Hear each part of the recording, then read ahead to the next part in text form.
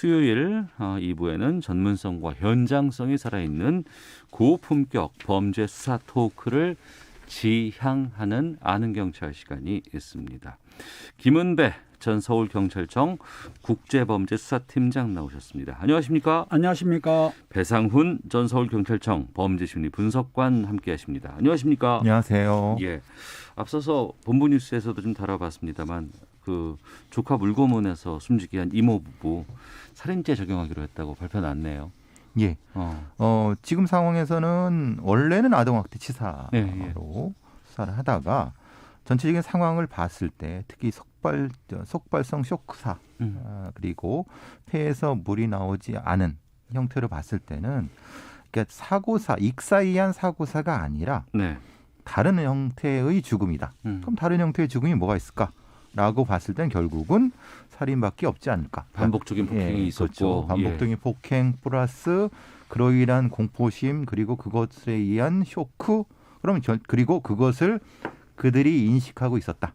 그렇기 때문에 살인죄로 의율할 것으로 경찰은 판단한 것 같습니다. 네, 김은배 팀장님, 이 살인죄 적용하게 되면은 신상공개 같은 것들도 가능해지잖아요. 살인죄 적용하면 신상공개가 가능한데요. 예. 경찰청에서 심사공개위원회를 엽니다. 7명이 하고 있는데 예. 3명은 내부위원, 경찰관이고 4명은 외부위원, 변호사나 교수를 하는 건데 실제적으로 했는데 보니까는 신상공개할 수는 있지만 신상공개를 할 경우에 그 이부모나 이모 가족이 그 아이가 3명이 있어요. 아이가 있죠. 애들 피해라든지 또 그리고 그 사망 안에 친오빠가 있다는 거예요. 그 가족 친지 때문에 2차 피해가 발생한다 그래가지고 전원 만장일치로 신상 공개를 안 하기로 했습니다. 네. 근데 이거는 사실은 이전에도 원영이 사건부터 시작해서 논란이 분명히 있는 사건입니다. 특강법에 의해서 신상공개 제도가 돼 있는데 아동학대 범인만 특별한 예외를 둘 이유가 있느냐. 왜냐하면 그것이 다른 가족의 다른 아이들의 피해 신상이 드러날 수 있다는 것 때문에 그런데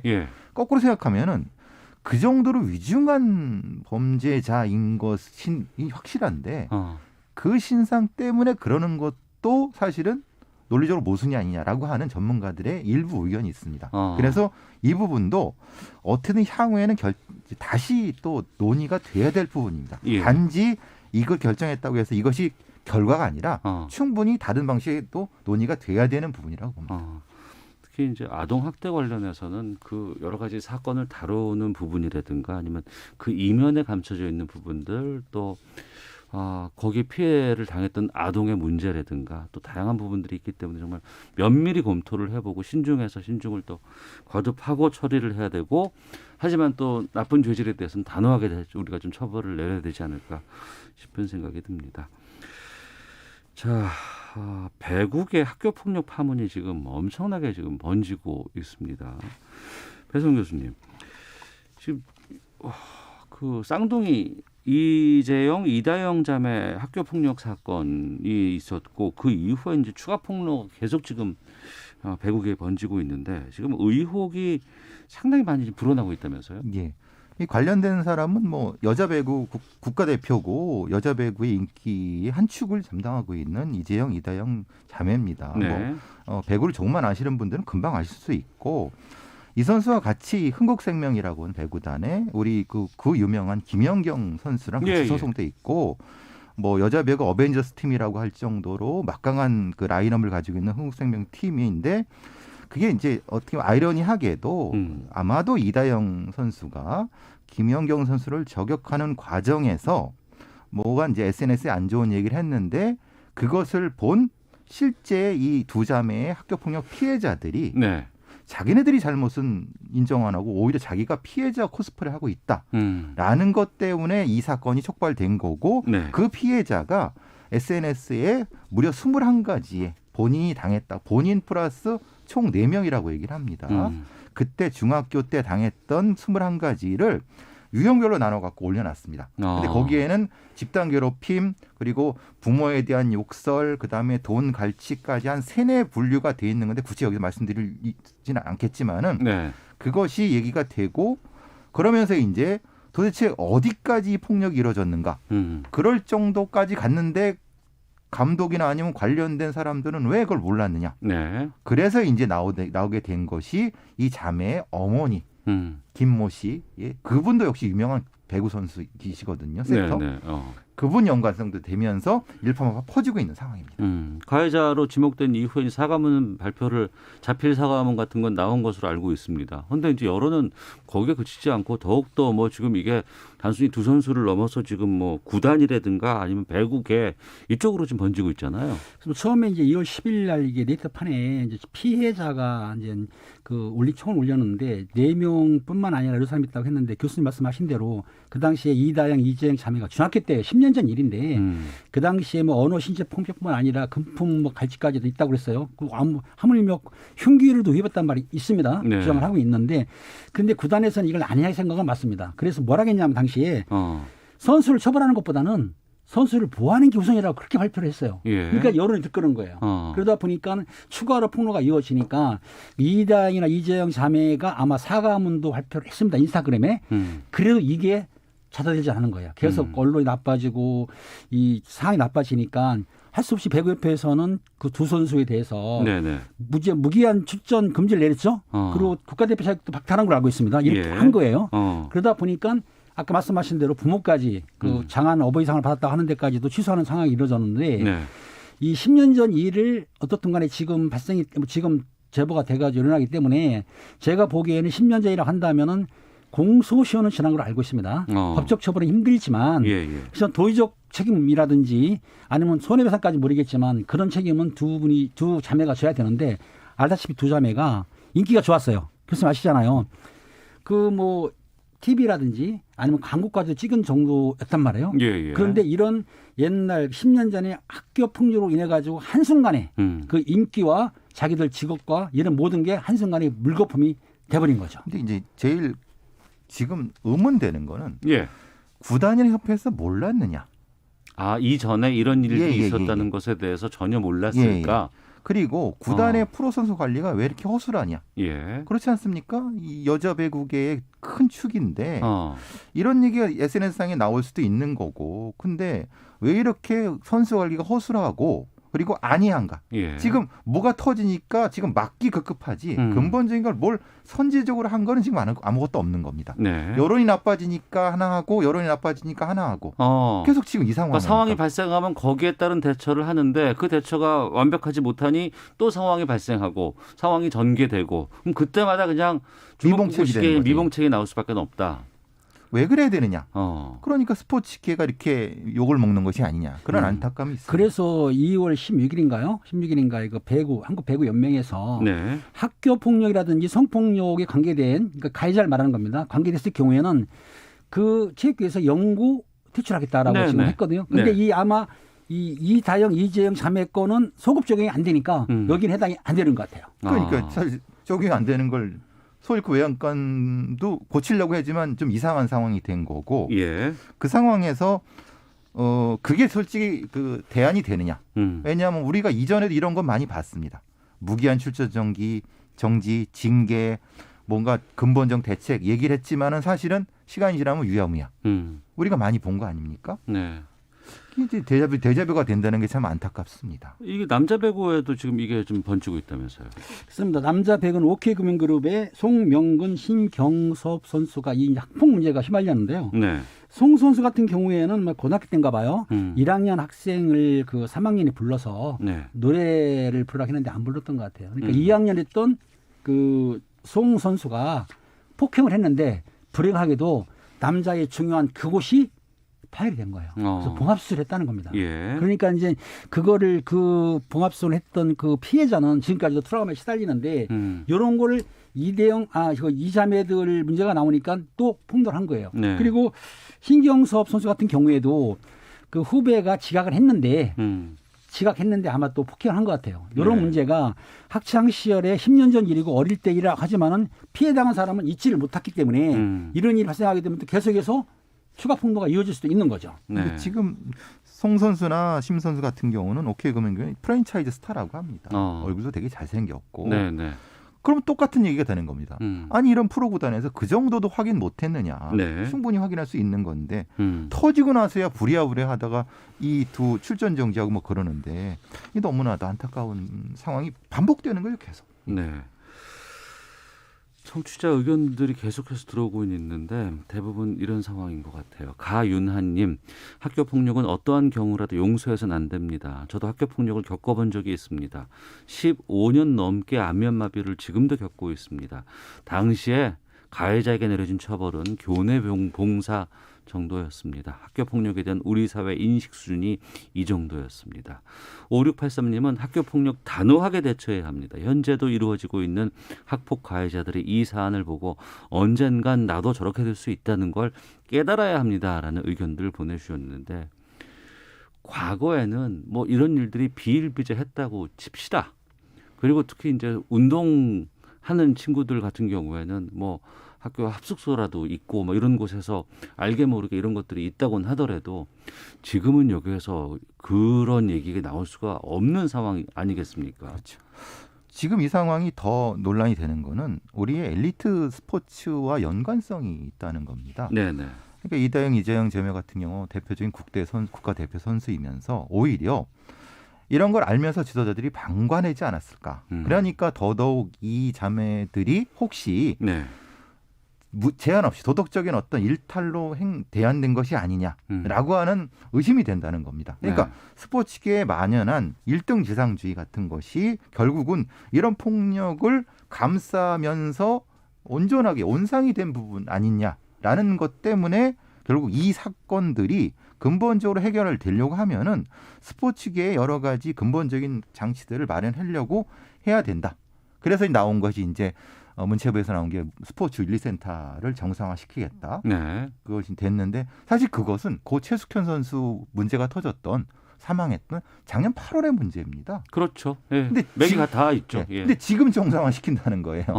그러니까 그때는 부랴부랴 만들어뒀는데 지금 조사권을 주고 뭐 하겠다는 거예요. 그럼 그동안 뭐 했다는 겁니까?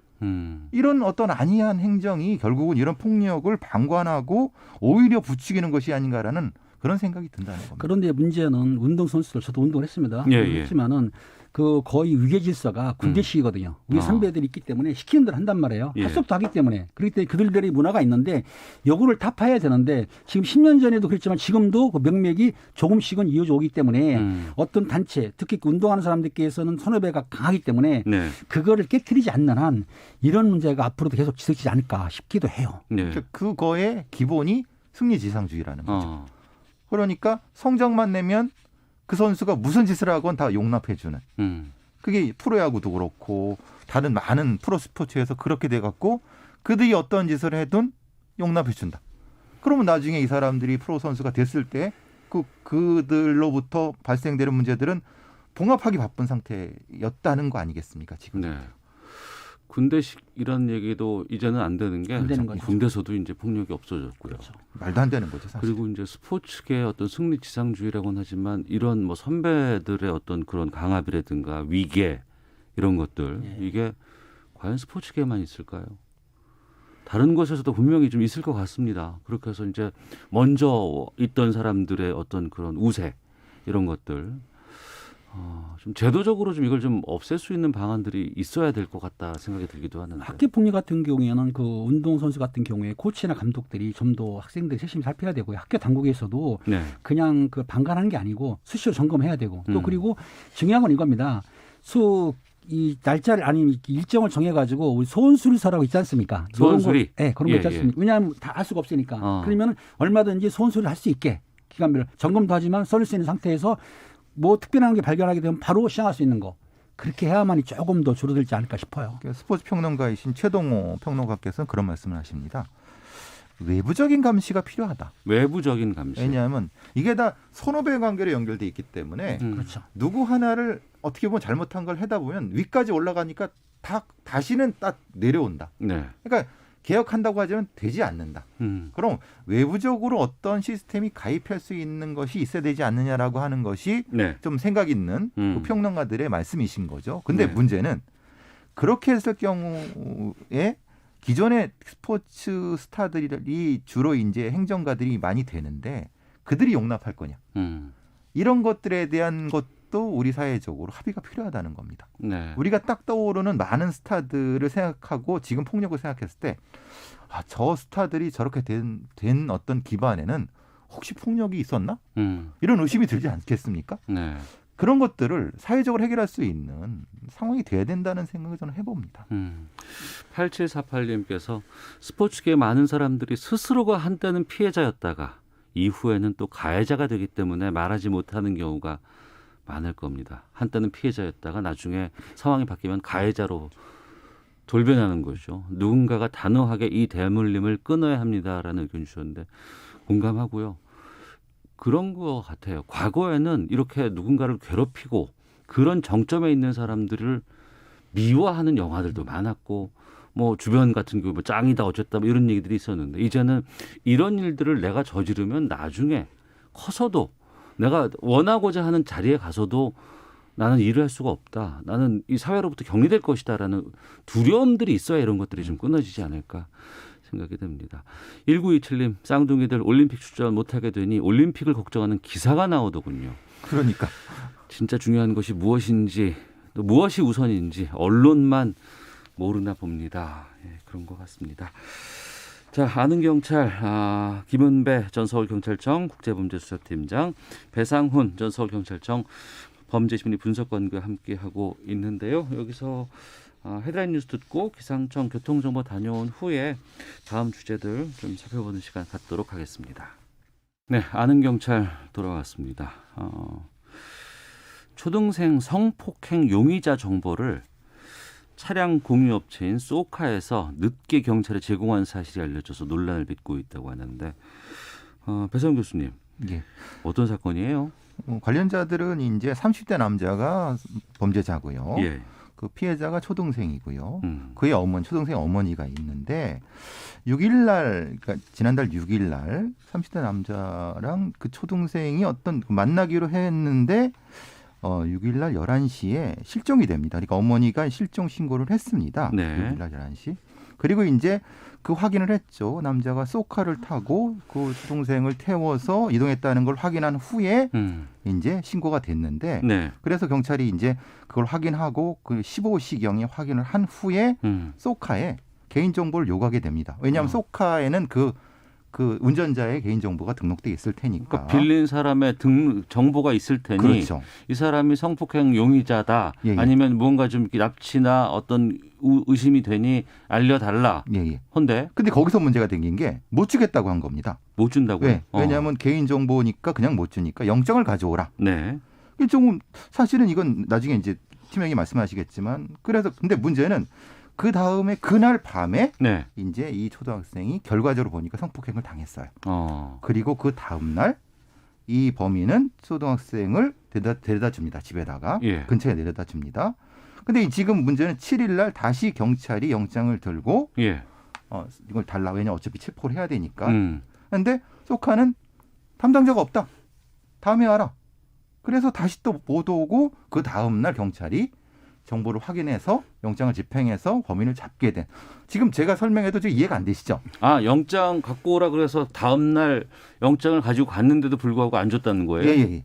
그러니까 그거는 팀장님 설명을 해주셔야 돼. 저도 잘 이해가 안 되는데 왜 이렇게 했는지. 정리를 해보자면요. 예. 2월 6일 날 오전 11시경에 13세 초등학생이 채팅방에서 만났습니다. 수다방. 그 네. 30대 남성이 차를 타고 사라졌어요. 쏘카 차량입니다. 예. 그러니까 부모가 쏘카한테 가서 그 차량 인적사항을 달라. 그 운전자를. 그랬더니 안 된다고 했어요. 예. 경찰에 신고를 했는데 경찰이 부모가 먼저 요청을 했는데 그렇죠. 안 된다고 해서 경찰이 6시 반경에 쏘카에 정보 제공을 요청을 했습니다. 네. 그러니까 인적사항을 달라. 왜냐하면 그 남자를 추적해야 되니까. 그런데 말씀드린 대로 잠깐만요. 그러면은 6시 반에 경찰이 요청을 했다는 건 그때는 이 남자가 그 차를 빌리고 있을 때인가요? 빌리고 차를 갖고 갔죠. 간 거예요. 이거 차를 그건 공유업체이기 때문에 예. 공유업체이기 때문에 차를 갖다 그러니까 차를 빌리려면 인적사항을 대달했으니까 인적사항을 확인하기 위해서 정보 요청을 했는데 담당자가 뭐라고 했냐면 영장을 갖고 오라고 했습니다. 이거 잘못된 거예요. 왜냐하면 지금 우리 같은 경우에 정보 인적사항 요청하는 거는 기관장의 공문 가지고 가능합니다. 네. 쉽게 얘기해서 지금 우리 그 앵커님의 휴대폰이 있으면 휴대폰의 주인 인적사항을 하는 거는 네. 영장이 필요 없고 정보 제공 요청서만 하게 되면은 보내줘요. 그런데 휴대폰에 그 통화 내역이라든지 예. 위치 추적은 영장이 필요해. 예. 그러니까 공문만 가지고도 인적 사항은 제공해야 되는데 담당자가 안 된다고 하니까 네. 경찰에서 그거를 그 담당이 간과했는지 모르겠습니다. 어. 아무튼 기피 요청을 못하고 영장을 청구하려면 시간이 걸리지 않습니까? 예. 안 그렇습니까? 뭐냐면 예, 예. 검사를 통해서 판사까지 갔다가 판사가 발부해 오기 때문에 그러니까 영장 발부까지 시간이 많이 필요하잖아요. 걸리죠. 예. 그런데 6시 반에 거절을 당했고 그날 2월 6일 날 오후 8시경에 그 초등학생이 성폭행을 당했다고 하는 거예요. 그러니까 만약에 6시 반에 정보를 제공했다고 한다면 네. 그 1시간 반 사이에 형사들이 수동을 해가지고 범인을 검거했으면 초등학생이 성폭행을 안 당할 수도 있는데 이거 골든타임 놓친 거 아니냐 이런 문제가 있고 아까 교수님 말씀하신 대로 영장을 받았습니다. 7일 날. 네. 영장을 갖다 줬는데 당연히 압수하고 제공해야 되는데 담당자 없다고 안 준다는 건 단 저런 경우는 처음 봤습니다. 저도 제가 처음 행사생활 봤어요. 하면서 영장 받게 되면 압수도 하고 할 수 있거든요. 아니 영장 나왔다고 뭐 일반 개인한테는 마구 함부로 한 적도 옛날에 있었잖아요. 근데 왜 이런 데는 그러니까 항상 조심한 도대체 거예요. 이거 상황을 이해를 못 저도 하겠는 이해 게 안 가네. 그래서 아마 네. 이럴 수 있습니다. 왜냐하면은 그 기록이 컴퓨터에 들어있는데 네. 담당이 없으면은 개인 비밀번호를 안 들어가면은 못 본다. 이럴 수 서버 있겠지만 담당자. 아. 그렇게 하면 저희가 그 통째로 압수하거든요. 그거를. 음. 근데 아무튼 이 어떻든 간에 소카에서는 8일 날 정보를 제공했고 그렇기 때문에 2월 10일 날 6시 56분에 범인을 검거하게 된 거죠. 근데 네. 이것은 소카가 잘못한다는 걸 인정했습니다. 나중에 저 대표가 개인정보법 18조에 네. 아까 팀장님 말씀하신 것처럼 범죄 수사에 관련된 부분은 영장 없이도 제공할 수 있습니다. 법에 있습니다. 아, 전 그 부분인데요. 개인정보 보호 중요하고 하지만 또 경찰에서 이렇게 나왔을 때 그 현장에서는 뭐 안 된다 된다 뭐 우리가 잘 모르지만 이거 줄 수 없는데요라고 했을 때 경찰 쪽에서 아니 우리는 그걸 요구할 권리가 있고 법적으로 가능하다라는 걸 고지하면은 그땐 줄 수 있는 거 아닙니까? 근데 문제는 그거를 거부했을 때 처벌할 조항이 없습니다. 그건 또 뭐예요? 그러니까 이거 법에 개인정보법 18조에 보니까 범죄 수사에 이거 줘야 됩니다. 네. 줄 수 있다고 돼 있습니다라고 했는데 그 사람이 우리 못 주겠어요. 그러면 그걸 강제할 방법이 없다고요? 아니, 그럼 그 영장을 받아야죠. 그럴 경우에는. 그래서 영장을 받아요. 근데 문제는 영장을 받게 되면 검사, 법원 통하면 지금 1분 1초가 급하지 않습니까? 예, 예. 근데 지금 다시 또 삥 돌아야 되는 거예요. 근데 지금 아이는 납치됐어요. 이게 법적인 미비 아니면 뭔가 여기서 큰 결함이 있는 거라는 거예요. 아니 영장 없어도 줄 수 있다고 하면서도 안 주면은 그 영장 받는 건 결국은 영장 받아오라는 소리밖에 안 되는 거 아닌가요? 그렇죠. 일단은 말씀드린 대로 예. 인적사항을 채취하는 것에 대해서는 기관장의 명의 공문이면 가능한단 말입니다. 예, 근데 예. 요 소카 재관이 그걸 몰랐다고 지금 변명하고 있어요. 예, 그렇죠. 소카에서 하는 가능해도 건데. 안 줄 수 있으면 강제할 방법이 없다 그러면 뭐 근데 어떻게 이제 하겠어요? 제가 좀 아쉬운 거는 당시에 이제 그 지방 서산서를 알고 있는데 예. 담당 형사가 좀 강력하게 그러니까요. 그 조문을 들이대고 공문 갖다 미리 잃었어야 되는데 영장을 얘기하니까 그거 안 되는가 보다 싶어서 영장을 발부받은 시간이 걸린 거죠. 저는 도대체 그건 이해를 못합니다. 그건 업무를 숙지 못한다는 거잖아요. 그러니까 가해자는 지금 잡힌 거죠. 예. 예, 그래서 이제 검거됐습니다. 예. 왜 잡히게 됐냐면 범행이 일어난 데가 이 주거지입니다. 예, 예. 이 범인의 주거지예요. 그러니까 소카의 차를 가지고 애 태우고 집에 그 집에 바로 간 거는 바로 옆에 주차해 놓고 또 애를 걸어갔죠. 끌고 예, 가서 강간을 한 거예요. 그러니까 이 주소지만 알았으면 바로 잡을 수 있었는데 집어서 이틀 걸렸기 때문에 이미 뭐 범죄는 끝나고 난 다음 이게 너무나도 억울하고 안타까운 사연인 거죠. 이거 어떻게 뭘 다시 제도를 바꿔야 돼요? 아니면은 재발 방지 위해서는 뭘 해야 돼요? 그렇지는 않습니다. 지금 현재 예. 인적사항 받는 거는 공문으로 가능하니까. 근데 요거를 제공 안 했을 때 교수님 말씀하신 대로 처벌 정이 없기 때문에 안 할 경우는 영장을 받아야 되면 시간이 걸려요. 그래서 네. 만약에 응급한 상황, 그 수사 사항이 필요해서 인적사항 받는 거는 공문으로 요청할 수 있는데 그거를 안 해줬을 경우나 속일 경우에는 처벌 조항을 넣으면 좀 낫겠죠. 그래서 얘기는 그런 거죠. 그 대표이사가 내부 규정 미비다. 뭐 사과한다. 네. 그렇게 얘기했지만은 어떻게 뭘 완수하겠다는 것은 얘기하지 않는 거죠. 왜? 개인의 피해가 이렇게 있을 때는 배짱을 튕기면서 아마도 여러 가지 힘이 있는 기관에서 들이밀면은 아마 이건 금방 해줬을 겁니다. 네. 이렇게 너무 좀 뭐라고 하나 너무 약자에 대해서 개인 정보를 가지고 있는 공유업체가 너무 갑질을 하는 거 아니냐 이런 판단도 든다는 겁니다. 아, 참. 이제 이런 뉴스를 저희가 많이 전해드리는 이유는 들으면 화가 많이 납니다. 화도 나고 막 분노도 되고 합니다만 또 이런 것들이 많이 알려져야 그 다음에 혹시라도 이런 일이 또 벌어졌을 경우에 이걸 우리가 알고 있으면은 이렇게 행동하지 않을 거 아니에요. 그렇죠. 예. 그런 부분 좀 말씀을 드리겠고요. 하나만 더 보고 마치도록 하겠습니다. 정당방위 개념에 대한 경찰과 검찰의 주목할 만한 판단이 나왔다고 하는데 우리나라는 정당방위 상당히 소극적으로 본다는 얘기 많이 들었거든요. 김은배 팀장님 어떤 겁니까? 지난해 7월 19일 발생한 건데요. 지난해 부산, 사건이에요? 지난해입니다. 7월 19일 발생 사건인데 그 부산 남구의 그 야산에서 그 여성을 30대 남자가 이제 강간을 하려고 하다가 그 입맞춤을 했는데 네. 여성이 반항을 하면서 그 혀를 3cm를 잘랐어요. 물어서. 깨물어서요. 깨물어 잘랐습니다. 그러니까 중상해죠. 예. 그러니까 남성은 강간치상하고 감금죄로 구속을 시켰지만 예. 이 남성이 고소를 한 거예요. 내가 피해 중상해 당했다. 고소를 했어요. 예. 그래서 그거를 이제 검찰에 경찰이 봤는데 경찰에서는 이거 가행방이지만은 이 야간이고 또 공포 당황 이럴 때는 면제할 수 있거든요. 네. 그리고 검찰에서는 이거를 지금 말씀 정당방위로 본 거예요. 그러니까 과잉방위는 위법하지만은 면제해 주는 거고 예. 정당방위는 위법하지가 않은 거죠.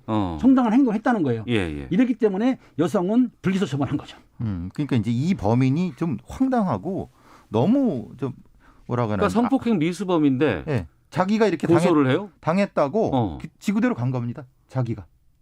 대단하네. 그러니까요. 네. 내가 당했으니까 오히려 이게 저도 너무 어처구니없는 범인 같아요. 이런 경우에는 예. 제가 강간 제가 치상이라 말씀드렸는데 그 가해자가 실제적으로 성폭행을 자기는 안 했다고 본 거예요. 하지만 성폭행 목적으로 상처를 입히면은 기소가 돼요. 네. 강간 치상이 되거든요. 이거 착각했던 것 같기도 있어요. 그래서 경찰과 검찰은 추적을 해본 거죠. 네. 그 당시에 이 범인이 무슨 물품을 샀으며 그렇죠. 이동을 어떻게 했으며 했더니 이 범인이 콘돔도 사고 네. 술도 사고 그랬다는 거예요. 그러니까 자기가 그걸 안 했으면 그걸 살 이유가 없지 않습니까? 예. 그러니까 바로 걸린 건데 문제는 여기 핵심은 경찰의 판단과 검찰의 판단이 이전의 해석과는 달리 정당방위를 폭넓게 인정했는데 경찰의 입장은 아까 말씀 21조 3항에 네. 과잉방위 쪽으로 한 건데 검찰은 한 단계 더 나간 거죠. 네. 정당방위 21조 1항으로 가서 이것은 잘못된 게 없다. 여성은. 네. 그래서 불기소 처분을 내렸기 때문에 상당히 진일보된 수사사법기관의 판단이 아니냐라고 하는 겁니다. 과거에 이거를 처벌한 경우가 있었다면서요? 그렇지만 1964년도에 9월에 그 18세 최모 씨가 똑같은 경우에요. 남성이 성폭행하려는 거를 1.9cm 혀를 잘랐어요. 네. 그런데 그 남성이 또 고소를 했습니다. 그런데 법원에서 징역 10개월에 집행유예 2년을 선고한 거예요. 그 남자는 강간치상죄로 기소했냐면 안 했습니다. 피해자는 오히려 기소를 해버리고 그렇죠. 그러니까 성폭행 시도했던 사람은 기소도 안 하고 그렇죠. 그 당시에는. 네. 그러니까 그 내용이 뭐냐면은 그 여성이 이성에 대한 호기심도 있었고 그 남성을 그렇게 만난 것에 도의적 책임이 있다고 그래가지고 그렇게 재판을 그렇죠. 했는데 네. 지금하고는 좀 동떨어진 재판이죠. 그러니까 이제는 경찰은 뭐 과잉방위지만 불기소. 네. 그리고 검찰은 더 나아가서 정당방위. 그렇죠. 이렇게 가는 게 바람직한 거 아닌가요? 당연한 거죠. 이건 당연히 겁니다. 그랬어야 예. 되는 건데 64년의 이 범죄는 그때는 완전히 거꾸로 했던 거죠. 네. 그리고 우리의 법원에서도 성인지 감수성 문제, 성범죄 문제는 이렇게 보고 있다는 거, 진일보하게 보고 있다는 거죠. 네. 그 과잉방위와 정당방위를 가르는 건 어떤 차이가 있을 거예요? 간단히 생각하면 됩니다. 예. 정당방위를 초과했을 경우, 초과할 경우에는 그게 과잉방위예요. 예. 그리고 정당방위라는 거는 현재 위급한, 그러니까 쉽게 얘기해서 자기나 타인의 위급한 범죄 현재성이 있어야 됩니다. 네. 그리고 상당성. 그리고 사회 통념상 볼 때 이 정도면은 방위가 되겠다라고 할 경우에는 정당방위 인정해 주는데 네. 실제적으로 정당방위를 인정하는 게 뭐냐면 제가 근무할 때도 폭행 싸우는 거 있지 않습니까? 예. 폭행 같은 경우에는 정당방위 인정을 잘 안 하거든요. 쌍방폭행 이런 거. 그렇죠. 예. 내가 많이 맞았다 하더라도 그렇기 때문에 정당방위 인정을 안 하는데 지금 이번 같은 경우에는 제가 보기에도 매우 적절하게 처리한 거라고 봅니다. 약자에 대한 힘이 약한 약자에 대한 처분으로는 이게 적절하다고 봅니다. 알겠습니다. 자, 이 뉴스까지 살펴봤습니다. 배상훈 전 서울경찰청 범죄심리분석관, 김은배 전 서울경찰청 국제범죄수사팀장과 함께한 아는 경찰 마치도록 하겠습니다. 두 분 오늘 말씀 고맙습니다. 감사합니다. 감사합니다.